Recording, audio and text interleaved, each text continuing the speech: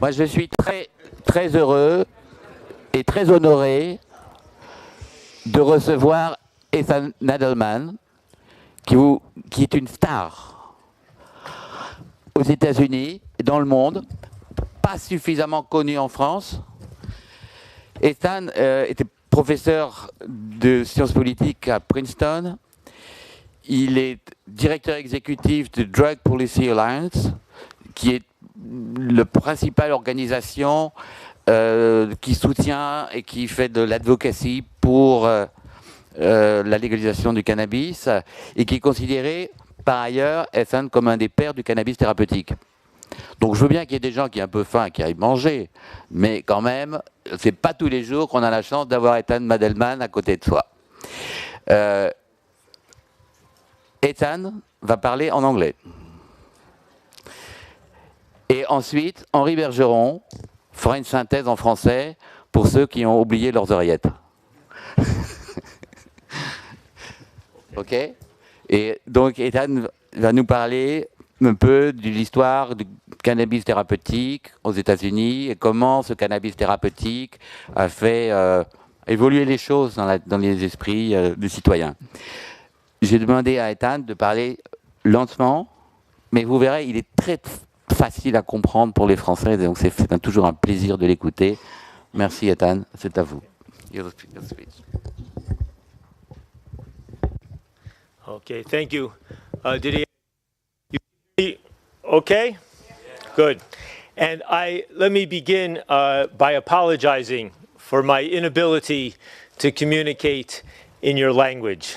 So I will speak in my own language, but slowly. And let me also apologize as an American for the extraordinary harm that my government and my country over many decades has inflicted on the world with our disastrous war on drugs. That the disasters of the war on drugs can be seen in the mass incarceration in my own country.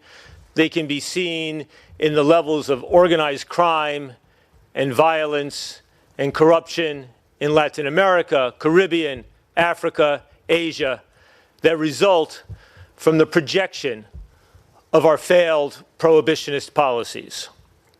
At the same time, while for some decades now, when I speak outside my own country, I apologize for the horrors that we have inflicted, in the last few years, I can also speak with some pride as an American, because surprisingly and paradoxically, my country is leading the world now when it comes to the sensible and pragmatic regulation of cannabis, both for medical and non-medical purposes. It's been a major objective of my organization, but many others are working on this as well. And so that's what I will focus on. I should say that my organization in the United States, we don't focus just on cannabis. We also focus on policies with other drugs. We work to advance the policies of harm reduction, réduction de risque. We push to the policies to reduce our problems of the prison population. And so our work on reform of cannabis policies is about 1/3 of our work. But the frame is always the same. We pursue two objectives, and any good drug policy should pursue two objectives. The first is to reduce the harms of those drugs that are used in society, to reduce the death, the disease, the addiction, the crime, the suffering, the harm to families and communities and individuals themselves that result from the misuse of psychoactive substances, whether they are legal or illegal. It means reducing people dying from overdose or contracting HIV, AIDS, or hepatitis C, or all of the other harms that result. But there's a second objective, and the second objective is to reduce the harms that result from ineffective and flawed government policies. That when our policies to try to reduce drug use result in generating criminal activity, organized crime, mass arrests, violence, disrespect for law and order, drugs being more dangerous because they are produced illegally, courts, police being distracted from focusing on real crime, well, we need to reduce those harms as well. As an American, it's easy to relate to this historically because we had our experience with alcohol prohibition. And when we look today at the failures of drug prohibition in my country, in Mexico, Latin America, Europe, around the world, what we see is what happened in Chicago in the 1920s with Al Capone and prohibition and black markets and crime and violence and gangsters taking over jurisdictions. And of course, today, it is much the same, but some places 10, 20, 50, 100 times as big a problem as was the case with alcohol prohibition. So the ultimate drug policy seeks to reduce the harms of drugs and the harms of government policies, of drug policies. And attaining the right mix should be the objective of any rational society that seeks to reduce drug problems, respect law and order, respect human rights, advance public health and safety. With the drugs like heroin and cocaine, that policy may be a policy of modified prohibition, but with harm reduction policies and decriminalization of drug possession. The focus on empowering health authorities to deal with drugs, not criminal authorities. And on those policies, Europe, not France, other parts of Europe have provided the leadership. In the Netherlands, in Switzerland, in Portugal, in Germany to some extent, in Denmark. Those have been the leaders for the world in pragmatic policies. But when it comes to cannabis, the evidence is overwhelming that the right policy is not modified prohibition, not simply a kinder, gentler drug war, but the right policy must be the responsible control and regulation of cannabis. People make the mistake. They think that prohibition is criminalization. When I say prohibition, I mean criminalization. They think that prohibition represents the ultimate form of regulation. But in fact, prohibition represents the abdication of regulation. With prohibition, whatever the state does not succeed in suppressing is effectively controlled or not controlled by criminal organizations and criminal markets. There is no control over the quality or location or of the production of illicit drugs. There is no control or taxation over the markets and distribution of these drugs. It is all hidden. More effective is to try to find responsible ways to regulate these drugs. And in saying this, let me be clear. I don't think that the United States approach to regulating cannabis is necessarily the best, right? Perhaps my country may well be the most dynamic capitalist society in history, for better and for worse. And it means that our models of how we regulate in our dynamic capitalist society are probably not the right models for Europe, for Latin America, for Canada, but they are ripe with ideas and suggestions for how this might be done. And they also begin to provide evidence of what might be the consequences of moving in the direction of regulation. Now, why legalize? And when I use the word legalize, I could just as easily say control, regulate. Why should we choose to legalize is the equal to saying legalize does not mean throw up your hands and free market.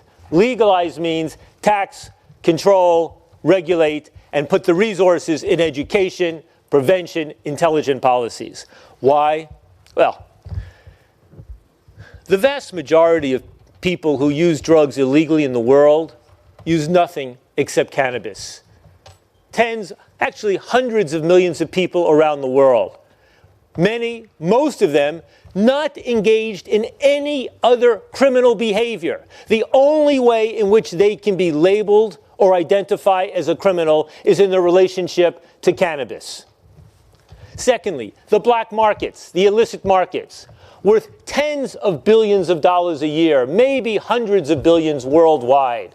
Already in 1998, the United Nations estimated the global black market in drugs at $400 billion a year. What's that now? 380 billion euros a year or something like that.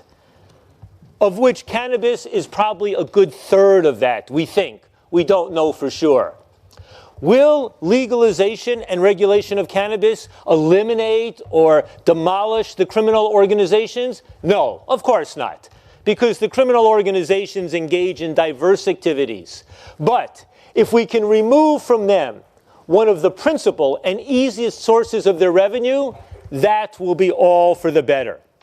How much do governments spend on enforcing cannabis laws? I don't know the story in France. In my own country, billions, if not tens of billions of dollars a year to arrest people, mostly young people, sometimes to put them in jail, oftentimes messing up their lives for many years to come, in no way constructive. At the same time, governments give up the tax revenue. Already in the United States, state governments, local governments have earned hundreds of billions of dollars a year in tax revenue from the taxation of marijuana for medical and non-medical purposes. The relationships between police and young people.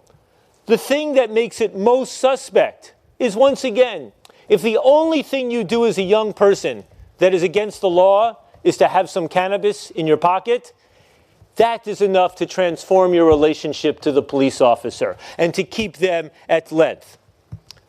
This, I should say, is especially a problem in my country, but not only my country, when it comes to young men, especially of color, black men, brown men.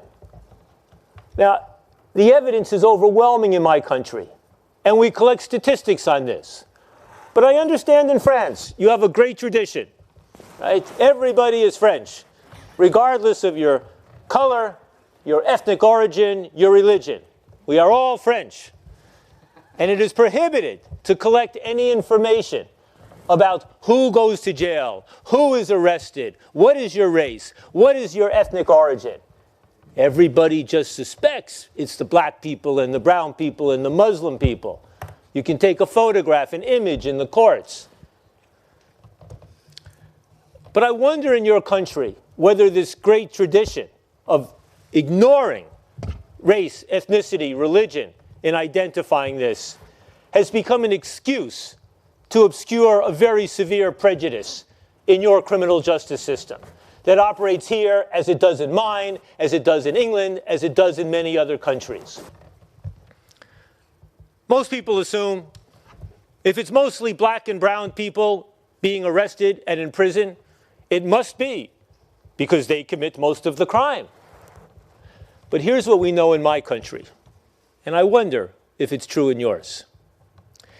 If the police were to randomly stop 100 black men, young black men, and 100 young white men in any city in America, and look in their pockets, roughly the same percent of black men and white men, and it could be the same for lower class, middle class, upper class, roughly the same percent would have a little bit of cannabis in their pocket, a joint, a small bit of hash, whatever.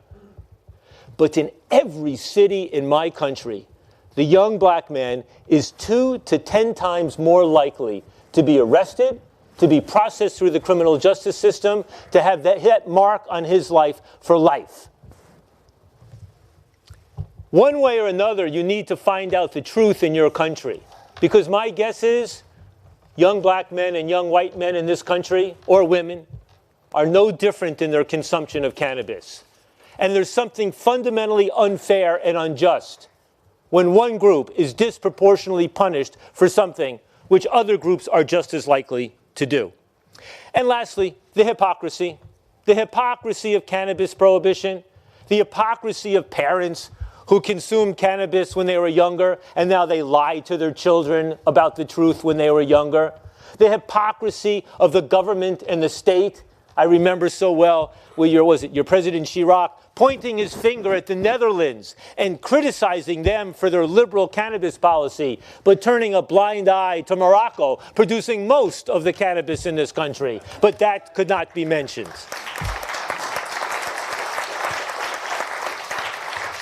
And the hypocrisy of pretending that alcohol is safer than cannabis. There is no independent group of scientists in the world that has ever reached that conclusion, that alcohol is safer than cannabis. With both drugs, the majority of consumers do so safely. With both drugs, a minority do so in a bad way.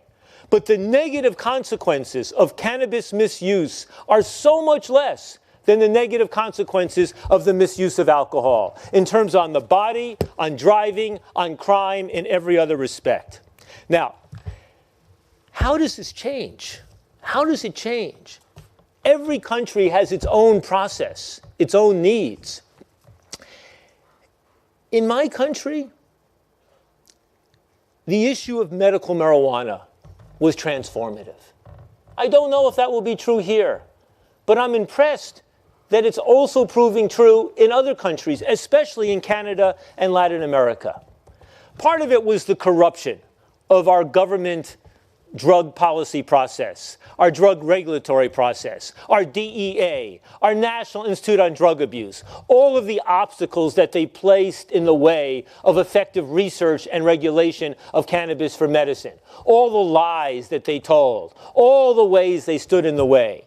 But when we really 20 years ago in America, just after the peak of our national hysteria of the drug war in the late 80s and early 90s, it became apparent that most Americans, 60% even then, said, you know, we may not like marijuana, we may not want to legalize it for all adults, but if a doctor says that marijuana will be good for that person, they should be able to get it.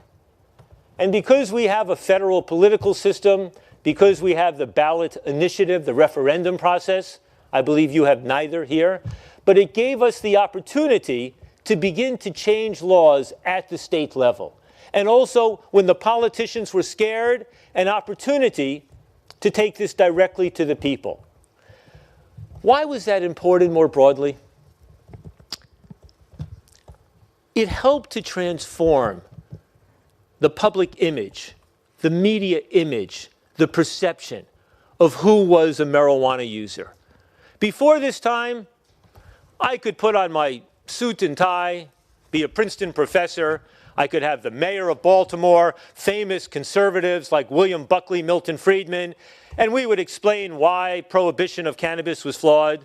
But the media would find some picture of a 17-year-old with blonde dreadlocks and hemp leaves in his hair and say, that's the cannabis user. With medical marijuana, it changed. It became the older woman who was going through chemotherapy for breast cancer and who needed to smoke a little cannabis to reduce the nausea. It became the person with multiple sclerosis for whom cannabis consumption reduced the spasms. It became the person wasting away from AIDS for whom cannabis consumption, whether smoking, vaping, or eating, became the way to increase the appetite. And most recently, in my country and most of Latin America, it has become especially young children suffering from epilepsy, a syndrome called Dravet's, not Tourette's, but Dravet's syndrome, a terrible form of epilepsy afflicting young children, causing hundreds of seizures, where a small amount of cannabis could eliminate or dramatically reduce their spasms. When these people became the face of cannabis consumption, when doctors and nurses began to testify to the medical benefits of marijuana, that helped to transform the discussion in important ways.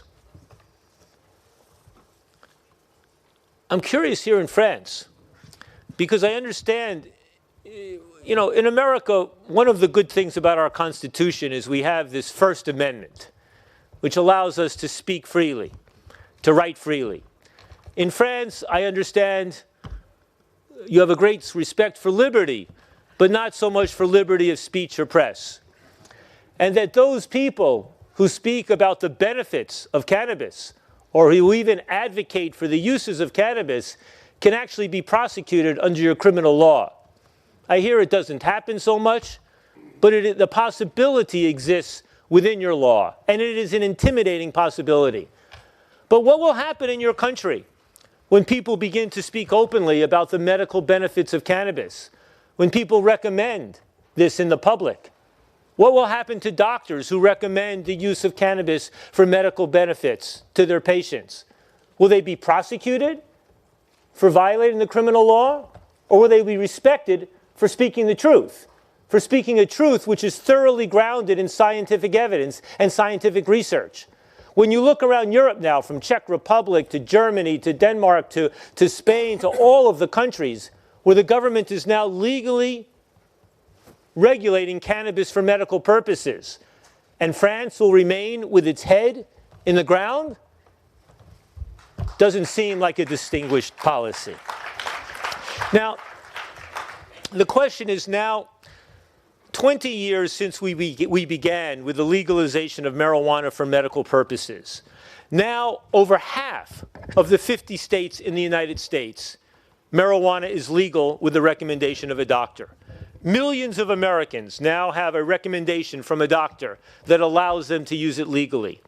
Beginning in 2007, we began to draft laws that allowed for the legal regulation of cannabis dispensaries. So now there are thousands of dispensaries being regulated by the state. Sometimes the same police officers who a few years ago were arresting people for cannabis and raiding the places where cannabis are growing, they are now, their new job is regulating cannabis and making sure they are abiding by the new regulations, ensuring that these plants are being grown in a way that is safe for the consumer, ensuring that the producers pay taxes and obey the laws with all, from zoning to everything else, labeling.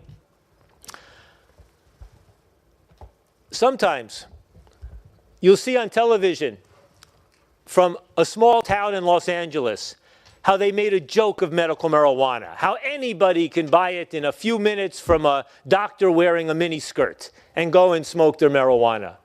But in most states in the United States now, it is fairly strictly regulated. Medical marijuana, the strict regulation has worked. The evidence? Did we see an increase in adolescent marijuana use? No. Did we see more traffic accidents? No. Did we see problems on the streets and crime? No. None of these negative consequences happened. So now to conclude, we are moving in the direction of legally regulating cannabis, not just for medical purposes, but for all purposes, for people over the age of 21. Colorado and Washington chose to do that in 2012, Oregon and Alaska in 2014. Next month, California, Arizona, Nevada, Maine, and Massachusetts, 5 states, will vote on whether to legally tax and regulate cannabis. California almost certainly will win. I think we will win a majority of the others. 4 other states, Florida, Arkansas in the South, North Dakota, will vote to legalize medical marijuana, Montana to fix an old law.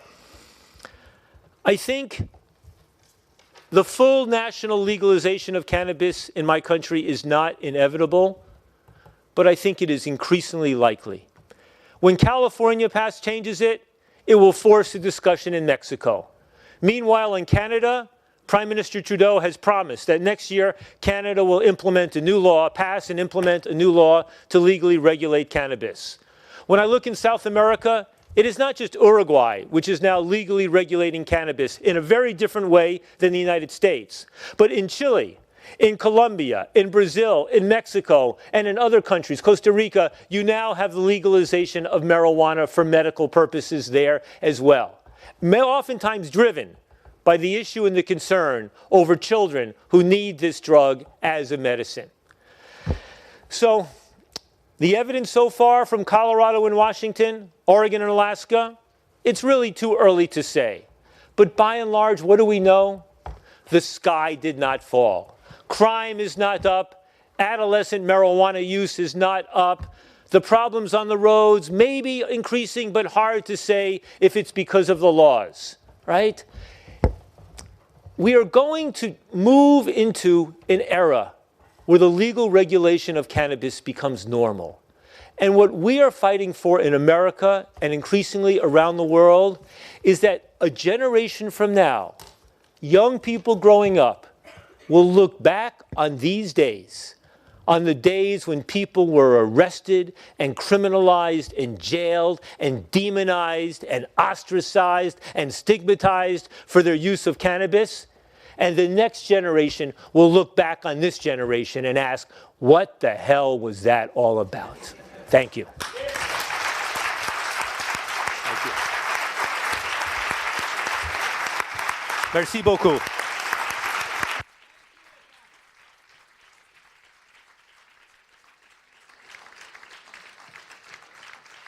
Ouais.